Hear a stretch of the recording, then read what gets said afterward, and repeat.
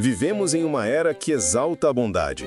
Ela está presente em campanhas publicitárias, em discursos inspiradores, em posts nas redes sociais que se tornam virais.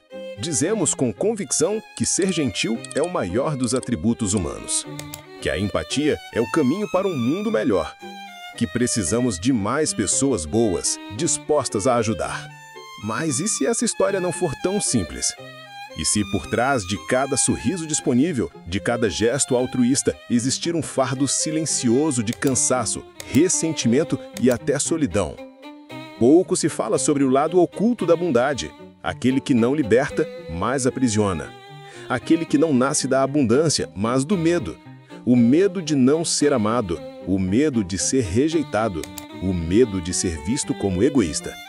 Esse vídeo é um convite a enxergar além da superfície, a questionar a bondade que carregamos e também a bondade que exigimos dos outros. Porque existe uma verdade incômoda. Quando a gentileza perde os limites, ela deixa de ser virtude e se transforma em autoabandono. A bondade sempre foi exaltada como uma das virtudes centrais da humanidade.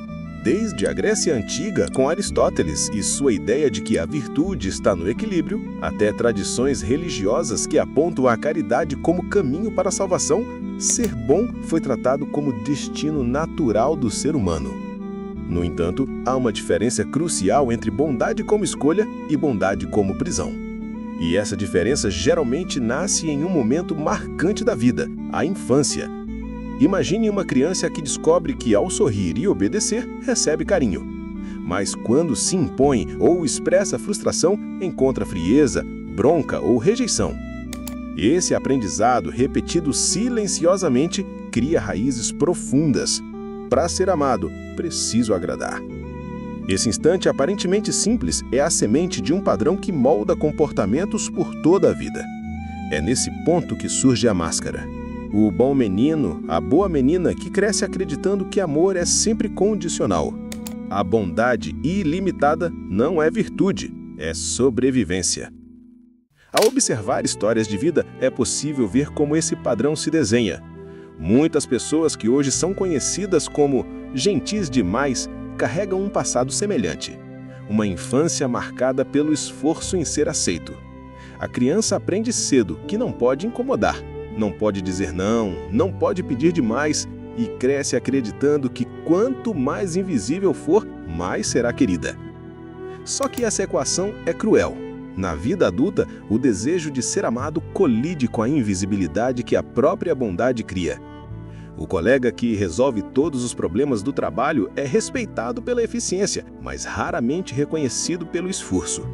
A amiga, sempre disponível, é vista como apoio incondicional, mas quase nunca lembrada quando ela precisa de ajuda. A mãe que se sacrifica por todos é admirada como guerreira, mas no silêncio sente uma raiva sufocada por nunca ter tempo para si mesma. Essas contradições se acumulam como pedras invisíveis dentro do peito. O resultado é um ciclo de frustração. Ajudar para ser amado, mas sentir-se não amado justamente por estar sempre disponível. A psicologia lança luz sobre esse fenômeno. O termo fadiga da compaixão descreve o esgotamento emocional que ocorre quando alguém se dedica continuamente a cuidar do outro sem espaço para si mesmo. Médicos, enfermeiros, professores, cuidadores, todos são especialmente vulneráveis a esse estado, mas ele não se limita a profissões. Qualquer pessoa que vive em função dos outros pode experimentá-lo.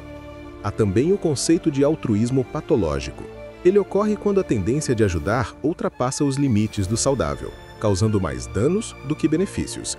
É o caso da pessoa que se sacrifica ao ponto de adoecer, acreditando que está fazendo o bem, mas na prática, se destruindo. Aqui está a chave. Bondade sem limites não é escolha consciente, mas compulsão inconsciente. Ela deixa de ser virtude e se transforma em mecanismo de sobrevivência. E nesse formato, a bondade não salva. Ela aprisiona. A verdadeira bondade não nasce do medo, nem da necessidade de aprovação. Ela nasce da autenticidade. Isso exige um primeiro passo corajoso: aprender a colocar limites. Dizer não não significa egoísmo. Ao contrário, muitas vezes é a forma mais honesta de amor. Um não dito no momento certo protege tanto quem fala quanto quem ouve. Outra solução é o autocuidado consciente. Cuidar de si não é luxo, é condição para cuidar dos outros. Assim como em um avião, somos instruídos a colocar a máscara de oxigênio primeiro em nós mesmos, para só então ajudar quem está do lado. A vida exige a mesma lógica. Sem ar, sem energia, sem descanso, ninguém consegue oferecer cuidado genuíno. A bondade precisa deixar de ser compulsão, para se tornar escolha. Uma escolha feita não por medo, mas por abundância. Mas essa mudança levanta perguntas desconfortáveis. Será que nossa sociedade realmente valoriza a bondade ou apenas se aproveita dela? Quantas vezes celebramos o funcionário que nunca reclama, sem perceber que ele carrega o peso de 3 pessoas? Quantas vezes louvamos a amiga sempre presente, sem notar que ninguém pergunta como ela realmente está? Quantas vezes chamamos de virtude, o que no fundo é exploração do excesso de generosidade de alguém? Comparada a outras tradições, essa reflexão nos aproxima do pensamento estoico, que prega equilíbrio, e do budismo, que enfatiza a compaixão sem autoabandono. Em ambos os casos, a virtude verdadeira não está no excesso, mas no ponto médio, aquele que respeita o outro sem se anular. A mensagem central se revela com clareza. Bondade sem limites é autoabandono. Gentileza não significa apagar-se. Ser compassivo não significa se negligenciar. E viver em função do outro não é garantia de amor verdadeiro.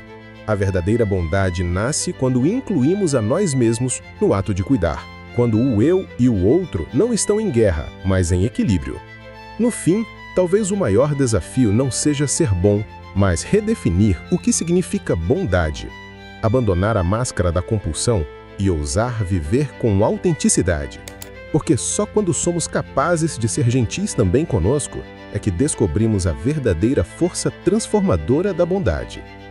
No mundo atual, marcado por exaustão silenciosa, redefinir a bondade não é apenas um ato pessoal, é um ato de resistência cultural. Resistir ao esgotamento, resistir à invisibilidade, resistir à ideia de que precisamos nos sacrificar para sermos amados. E talvez, no fim, a maior forma de amor seja esta: viver de maneira tão íntegra que sua própria vida se torne fonte de cuidado, não porque você se anula, mas porque você floresce.